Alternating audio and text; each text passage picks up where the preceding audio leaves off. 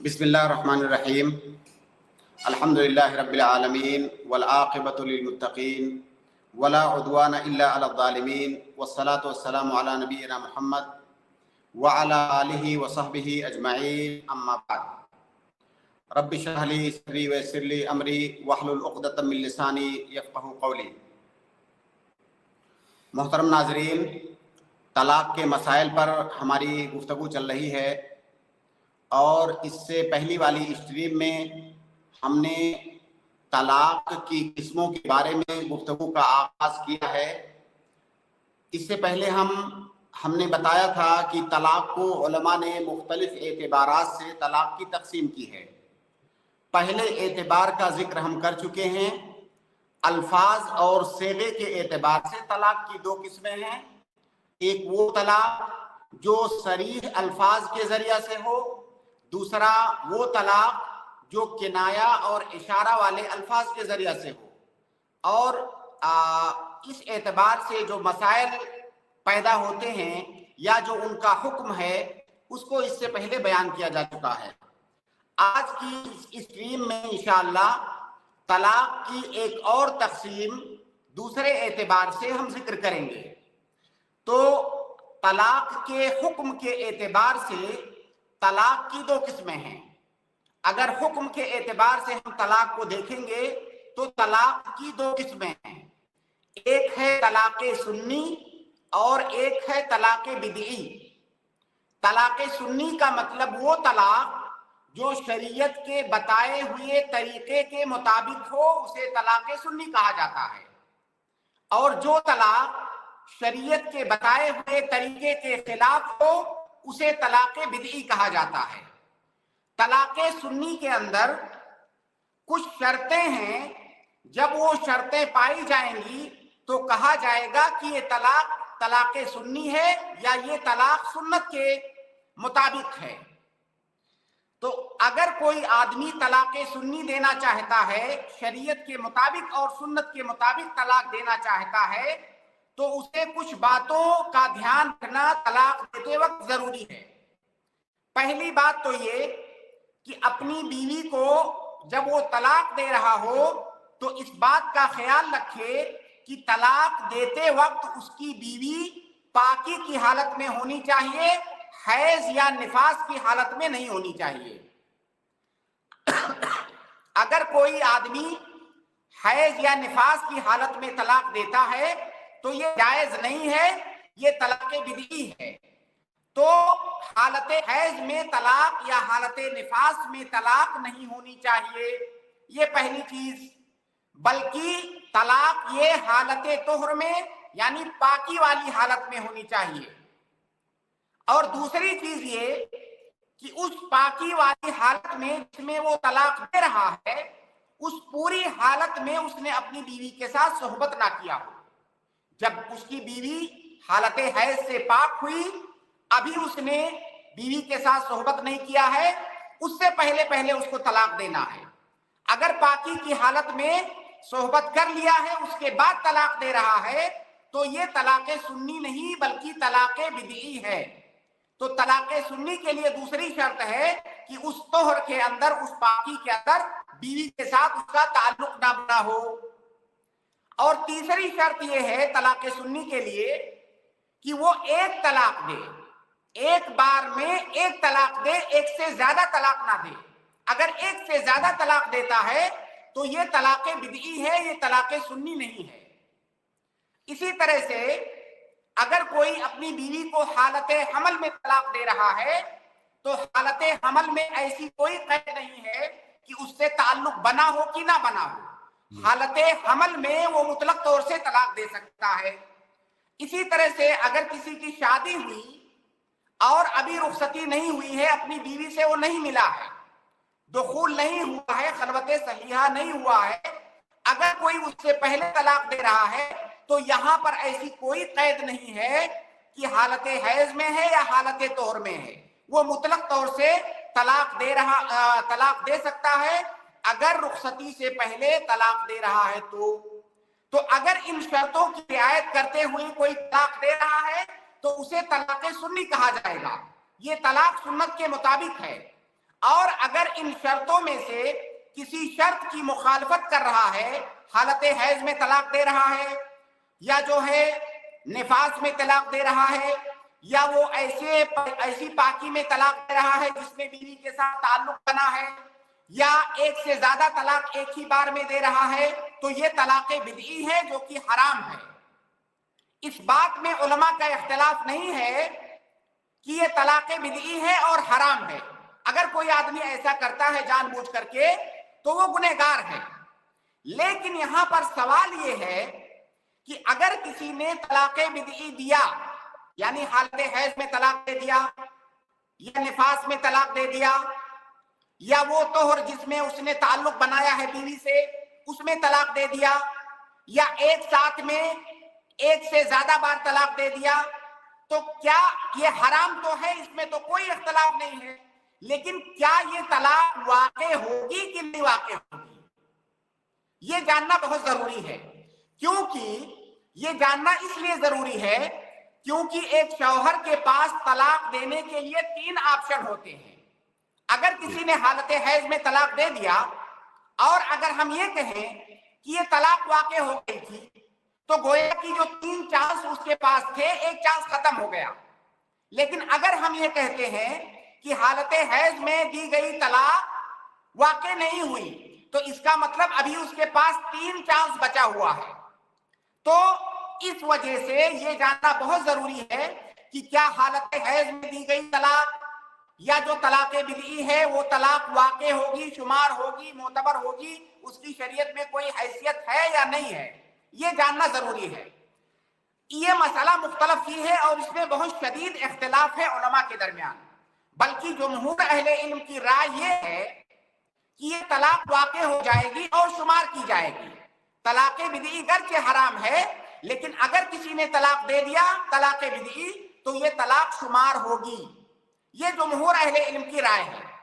لیکن وہیں دوسری جانب بہت سارے محققین علماء جن میں شیخ الاسلام ابن تیمیہ ہیں، ابن القیم ہیں، موجودہ زمانے کے شیخ ابن عثیمین، شیخ ابن باز اور دیگر بہت سارے محققین علماء ہیں جن کا کہنا یہ ہے کہ اگر کسی نے طلاق بدعی دیا تو وہ طلاق واقع نہیں ہوگی۔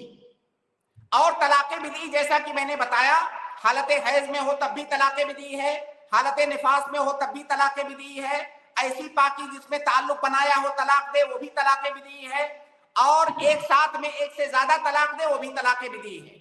تو آج کی اس تقریر میں ہم یہ جانتے ہیں کہ حیض کی حالت میں دی گئی طلاق کیا واقع ہوگی کہ نہیں۔ جیسا کہ میں نے بتایا کہ جمہور اہل علم کی رائے یہ ہے کہ واقع ہو جائے گی، اور دوسرا قول یہ ہے کہ واقع نہیں ہوگی، اس کا کوئی اعتبار نہیں ہوگا۔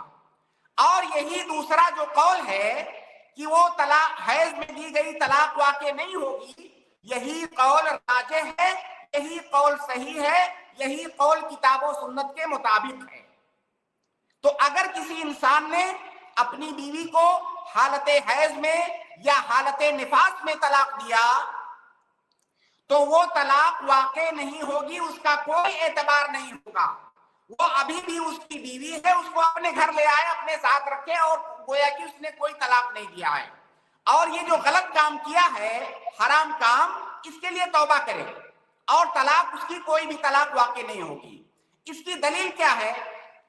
اس کی دلیل اللہ کے نبی صلی اللہ علیہ وسلم کی حدیث دیکھیے۔ عبداللہ ابن عمر رضی اللہ تعالیٰ عنہ صحابی ہیں، عمر رضی اللہ تعالیٰ عنہ کے صاحبزادے، انہوں نے اپنی بیوی کو حالت حیض میں طلاق دے دیا۔ اب عمر رضی اللہ تعالیٰ عنہ اللہ کے نبی صلی اللہ علیہ وسلم کے پاس گئے اور آپ کو بتایا کہ میرے بیٹے نے اپنی بیوی کو حالت حیض میں طلاق دے دیا ہے۔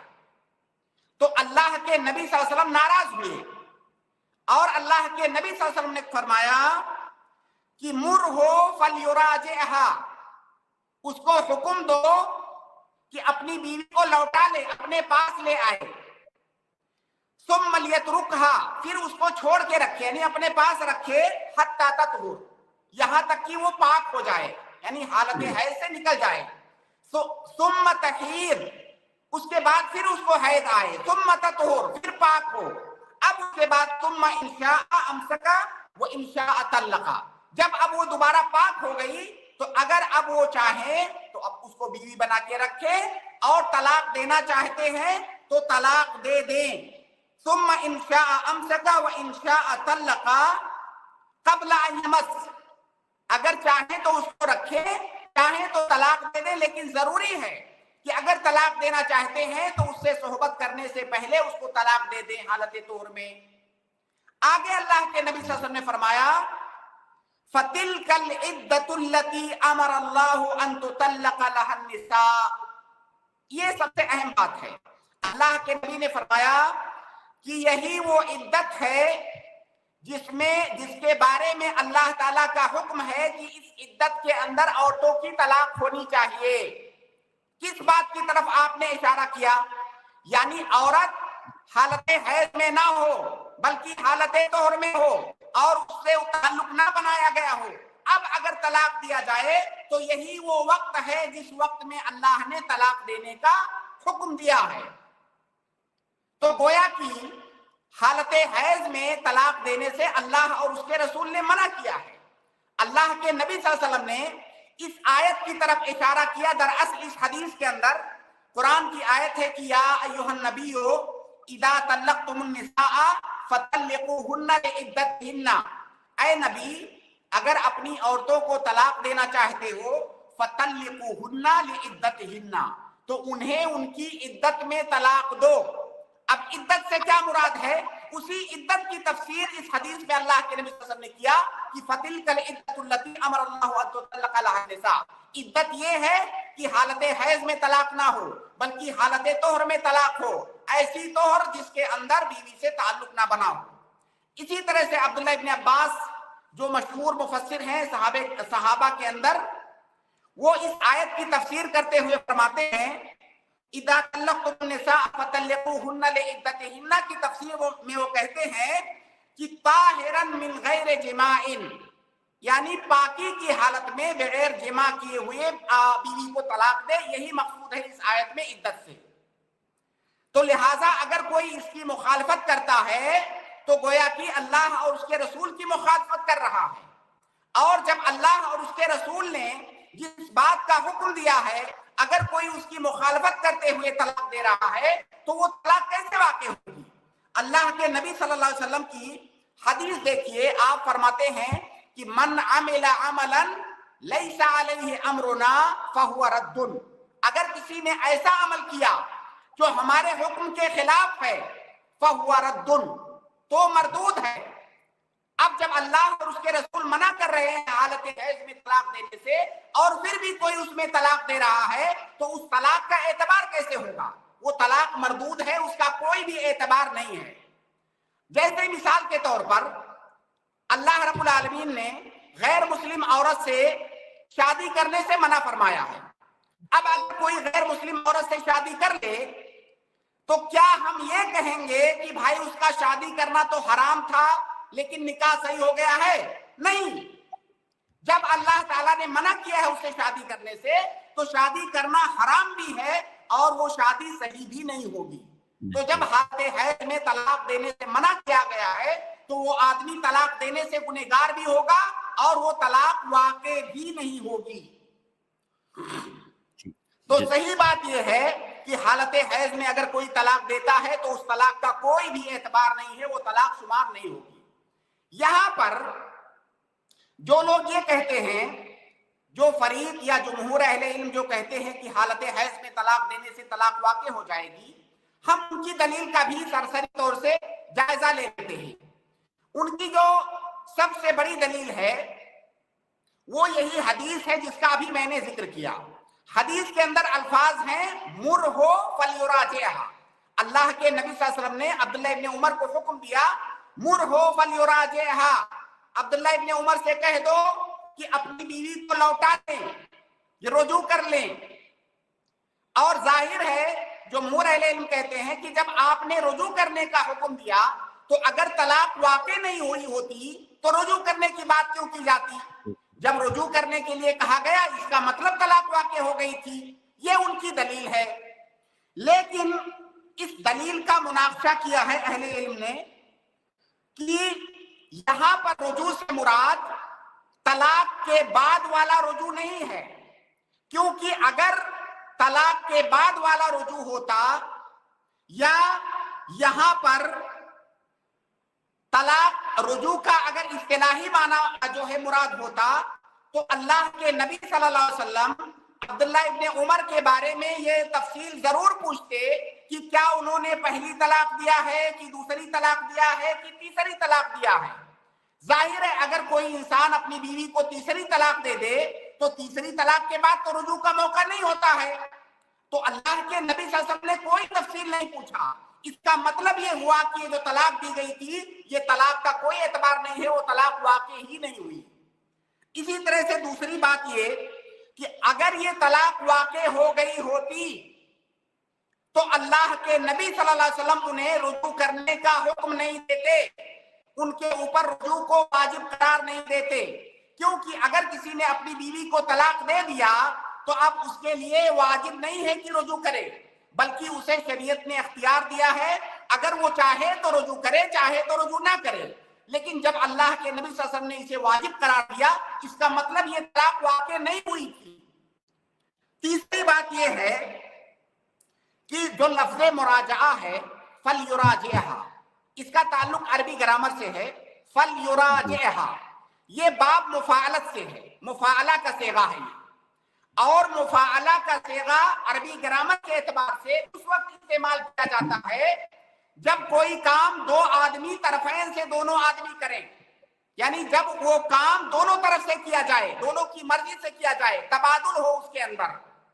اور ظاہر ہے اگر کسی نے اپنی بیوی کو طلاق دیا اور وہ رجوع کرنا چاہتا ہے تو یہاں پر بیوی کی رضامندی کا دخل رجوع کے اندر نہیں ہوتا ہے، بلکہ شوہر کو یہ استقلال حاصل ہوتا ہے کہ بیوی کی رضامندی کے بغیر وہ رجوع کر لے۔ تو اگر یہاں پر فَلْيُرَاجِعْهَا سے طلاق کے بعد والا رجوع مراد ہوتا تو یہاں پر مراجعت کا صیغہ استعمال نہیں کیا جاتا، کیونکہ رجوع میں بیوی کا کوئی اختیار نہیں ہوتا ہے، لہذا یہاں پر مراجعت سے مراد طلاق کے بعد والا رجوع مراد نہیں ہے۔ ایک اور بات کہ رجعت کا جو لفظ ہے یہ ہماری شریعت میں آپ رجعت کے 3 معنی ہوتے ہیں، رجعت کا 3 معنی ہوتا ہے۔ رجعت کا ایک معنی ہوتا ہے کہ کسی چیز کو اس کی اصلی حالت پر لوٹا دینا، کسی چیز کو اس کی اصلی حالت پر لوٹا دینا، یعنی وہ جیسے پہلے تھا اسی طرح سے اسے بنا دینا۔ اور یہاں پر اس حدیث کے اندر یہی معنی مراد ہے۔ اللہ کے نبی صلی اللہ علیہ وسلم نے کہا مُرْهُ فَلْيُرَاجِعْهَا، اسے حکم دو کہ اپنی بیوی کو اپنے پاس لے آئے، یعنی وہ ابھی بیوی ہی ہے اس کی، اور یہ نہ سمجھے کہ اب میری زوجیت سے نکل گئی ہے، اس کو پہلی حالت پر لوٹا دو۔ جیسے کہ ایک حدیث ہے نعمان ابن بشیر کا جو واقعہ ہے کہ ان کے والد بشیر نے ان کو ہبہ دیا، ان کے بھائی بہنوں کو ہبہ نہیں دیا۔ جب اللہ کے نبی صلی اللہ علیہ وسلم کو پتہ لگا تو اللہ کے نبی صلی اللہ علیہ وسلم نے کہا کہ اگر اپنے بچوں کو ہبہ کرنا چاہتے ہو تو سارے لوگوں میں برابر برابر بانٹو۔ تو اللہ کے نبی صلی اللہ علیہ وسلم نے اس موقع پر کیا کہا تھا؟ اللہ کے نبی صلی اللہ علیہ وسلم نے کہا ارجعو۔ تو یہاں پر ہبہ واقع ہی نہیں ہوا تھا، ہبہ منعقد ہی نہیں ہوا تھا، تو اللہ کے نبی نے کہا کہ ارجعو، یعنی وہ مال واپس لے لو، کیونکہ وہ ہبہ ہوا ہی نہیں ہے۔ تو رجوع کا ایک معنی ہے کسی چیز کو اس کی پہلی حالت پر لوٹا دینا، تو اور یہی معنی یہاں پر مراد ہے۔ رجوع کا دوسرا معنی ہوتا ہے نکاح جدید۔ نکاح جدید کے معنی میں بھی مراجعت کا لفظ استعمال ہوا ہے۔ اللہ رب العالمین کا فرمان ہے کہ فَإِن طَلَّقَهَا فَلَا جُنَاحَ عَلَيْهِمَا أَن يَتَرَاجَعَا، اگر کسی نے اپنی بیوی کو طلاق دے دیا، وہ بیوی جا کر کے کسی اور 3 طلاق دے دیا کسی نے، اب اس کے بعد اس بیوی نے کسی اور مرد سے شادی کیا اور اس دوسرے مرد نے بھی اس کو طلاق دے دیا، تو اب اس بیوی کے لیے جائز ہے کہ پہلے شوہر کی طرف لوٹ جائے۔ فَلَا جُنَاحَ عَلَيْهِمَا أَن يَتَرَاجَعَا، یہاں پر پہلے شوہر کے نکاح میں جدید طور سے جانے کو مراجعت کہا گیا، تو مراجعات کا ایک معنی ہے نکاح جدید. اسی طرح سے مراجعات کا ایک معنی ہے طلاق کے بعد رجوع کرنا.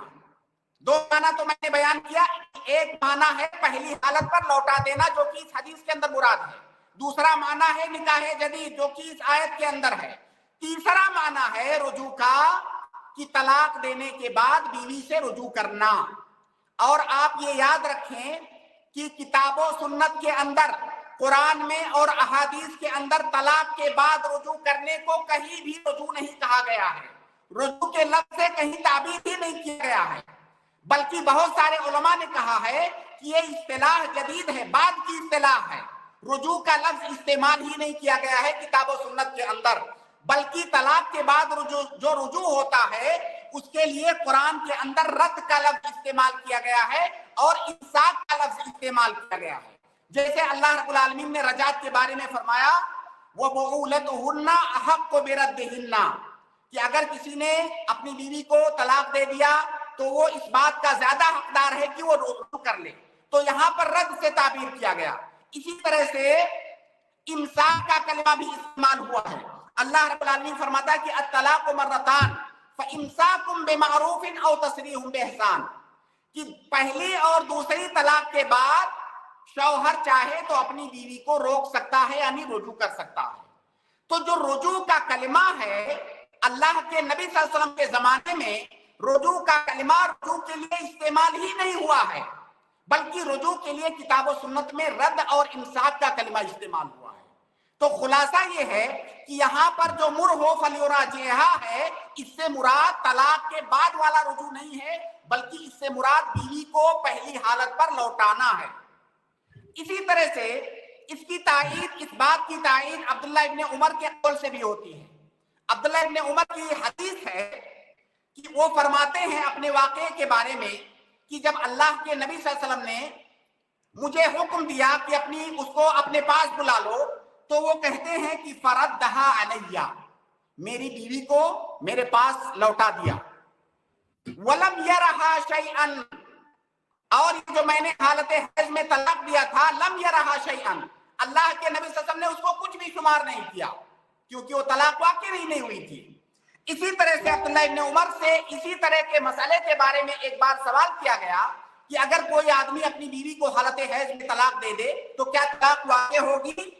تو عبداللہ عمر نے کہا لا یعتد بذالک, اس کا کوئی شمار نہیں ہوگا. اسی طرح سے اللہ کے نبی صلی اللہ علیہ وسلم کی ایک دوسری روایت ہے جس میں آپ فرماتے ہیں عبداللہ ابن عمر رضی اللہ تعالیٰ عنہ کے واقعے کے بارے میں جو انہوں نے طلاق دے دیا تھا حالت حیض میں, نبی صلی اللہ علیہ وسلم فرماتے ہیں کہ لیس ذالک بشیء, یہ تو کچھ ہے ہی نہیں, یعنی انہوں نے جو طلاق دیا ہے حالت حیض میں یہ کچھ بھی نہیں ہے, اس کا کوئی شمار نہیں ہوگا. تو صحیح بات یہ ہے کہ اگر کسی نے اپنی بیوی کو حالت حیض میں طلاق دے دیا ہے اور وہ یہ جانتا ہے کہ طلاق نہیں دینا چاہیے تھا حالت حیض میں, تو گنہگار ہے, اسے توبہ کرنا چاہیے. لیکن جہاں تک طلاق کا مسئلہ ہے تو وہ طلاق واقع ہی نہیں ہوگی, اس طلاق کا کوئی بھی شمار نہیں ہوگا. یہیں پر ہم آج اپنی بات کو ختم کرتے ہیں اس خلاصے کے ساتھ کہ حیض کی حالت میں دی گئی طلاق کا کوئی شمار نہیں ہے, وہ طلاق واقع نہیں ہوگی. البتہ وہ آدمی گنہگار ہے, وہ اس سے توبہ کرے. انشاءاللہ اگلی اسٹریم میں ہم اس بات پر گفتگو کریں گے کہ اگر کسی آدمی نے اپنی بیوی کو حالت طہر میں صحبت کرنے کے بعد طلاق دیا ہے یا کسی نے اپنی بیوی کو ایک ساتھ ایک سے زیادہ طلاق دیا ہے تو کیا وہ طلاق واقع ہوگی کہ نہیں ہوگی. تو آج ہم اپنی بات کو یہیں پر ختم کرتے ہیں. انشاءاللہ اس سلسلے کو ہم اگلی اسٹریم میں آگے لے جائیں گے.